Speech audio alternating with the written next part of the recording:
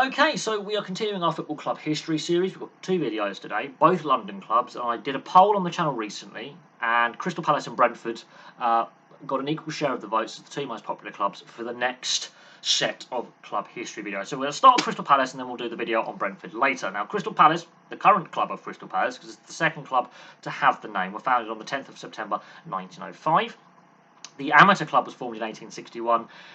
Sort of disappears from the records in 1875. However, the ownership group of the original Crystal Palace, there's a lineage to the current Crystal Palace. So there are some who say that they are the oldest club in existence. However, there's a gap of 30, 40 years where they don't appear in the record books. But they used to play at the old Crystal Palace Exhibition Centre. There was a stadium there where the FA Cup final used to be hosted back in the day. Before they moved to Selhurst Park in 1924, currently seating a capacity of 25,486. Now, in their time at Selhurst Park, they've had to ground share with other clubs who've had to use Selhurst Park, or they've had their own stadium issues, most likely Charlton and AFC Wimbledon over the years, in the 90s and the 2000s, quite famously. Now, interesting history of Crystal Palace. They've never won a major trophy, but they've only spent 3 seasons out of the top 2 divisions. They've made 2 FA Cup finals, and they finished third once in the old Division 1. So they've come close, and they did have a trophy window. They had a window, and it closed on them. Very similar to Tottenham in the mid-2010s. I think their best chance of success has passed them by for now. However, they've got Patrick Vieira. He's got a very good record in the FA Cup as a player and as a manager. And he brought them close this past season. Got them to a semi-final, not quite to the final, but they've been to 2 finals, both in my lifetime, and, well, one of them is in the Premier League era. So, let's have a look at Crystal Palace. Then this will be a brief video because they've got some interesting facts.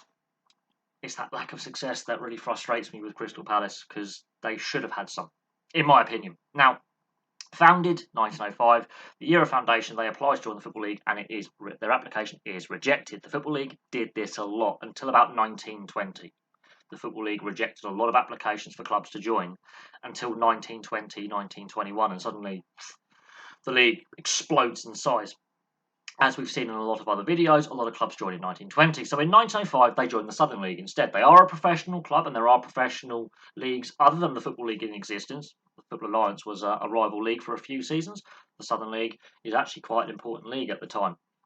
By 1920, however, World War I has had a massive impact on club finances and the finances of the country, and it makes logical sense to have one professional league system, really. And the Football League expands massively, and Palace is one of those clubs that joins the expansion of the Football League in 1920. Big expansion period for the Football League at this point. Now, their nicknames are the Eagles and the Glaziers, obviously the old Crystal Palace Exhibition Centre, which was meant to be a temporary structure and ended up being pretty permanent until it burnt down.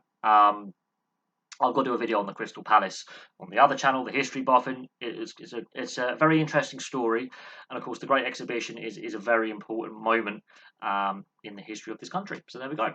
So that's where they take their name from. Now, their highest ever league position was third in the 1990-91 season. This is where their trophy window shuts very, very quickly. In the late 80s, early 90s, they were a very, very good side. So as I say, they've only spent 3 seasons outside either Division 1 or the Premier League, or Division 2, which is now the Championship, and that was between 1974 and 1977. That is the low point for the club, at least on a playing point of view. However, off the field, they have had some issues, again, in my lifetime. They were a founder member of the Premier League in 1992, and this is where their trophy window abruptly shuts, and the yo-yo club status of the club begins, which ultimately leads to administration in 1999, following a relegation from the Premier League, and their second administration in 2010. It is the late 90s, the 2000s, and the early 2010s where this club is going up, going down, going up, going down, going up. They can't stabilise in the Premier League, but they're too good for what becomes the Championship, the old division, what was the second tier, which became Division 1 for a while until the rebranding of the Football League structure to Championship, League 1 and League 2. They become a yo-yo club. And it's very hard to stabilise in the Premier League, but they're too good for what has become the Championship. Their second administration happens, as I say, in 2010, but by 2013 they're a Premier League club again, and they've been in the Premier League ever since. It's currently 2022. So it took a while. Finally, they've become a stable, mid-table Premier League side. Now, Patrick Vieira is the current manager. and he has a very good record in the FA Cup. And the FA Cup is where they've come close to silverware. As I say, their trophy window in the late 80s, early 90s shuts very, very abruptly. However, they've been to 2 FA Cup finals in my lifetime, and they've come close. The first FA Cup final goes to replay. Yes, back in the day, you couldn't decide it on the day, went to replay. That is the last FA Cup final to go to a replay as well. That was the 89-90 Cup final. They had to play 2 matches to become runners-up in that. And, of course, the 2015-2016 FA Cup final as well. So they have been close to silverware, and they haven't quite kicked on. But as I say, the late 80s, early 90s, they were very, very close to winning silverware. That was their trophy winner. They were the Tottenham Hotspur of their day, because Spurs, in my opinion, are a frustrating club to watch, because every season, neutrals and fans of Spurs will say, this is our year, we're going to win silverware, and they come up short. Crystal Palace, for that brief 3-4 years, were the Spurs of their day. They were close. They were nearly men. They were close, and they didn't quite kick on. So, that's their brief history. Their biggest rivals, Brighton and Hove Albion. Obviously, Croydon is not too far from Sussex, and Brighton is the biggest, and I think the only professional football club in Sussex. So that's a big rivalry, one of the fiercest rivalries and derby matches in the English game. Millwall and Charlton Athletic, and Charlton Athletic have spent time playing out of Selhurst Park due to the Valley having issues. The club running short of money, stadium issues. They also had to play at Selhurst Park and ground share, and neither fan base was happy with that arrangement. Thankfully, obviously, Charlton are playing back at home, but Selhurst Park has also been used by AFC Wimbledon before they became MK Dons, while Plough Lane was, a decrepit shack of a stadium. So, Crystal Palace have been very welcoming, I suppose, to other clubs in the London area when they've had stadium issues, which is very interesting.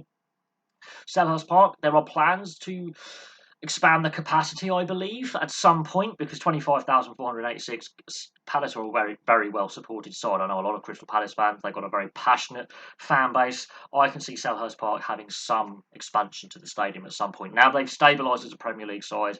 They've got Patrick Vieira as manager. They've got some very, very good players in their side as well. The FA Cup could be a chance for them to get silver, maybe the League Cup.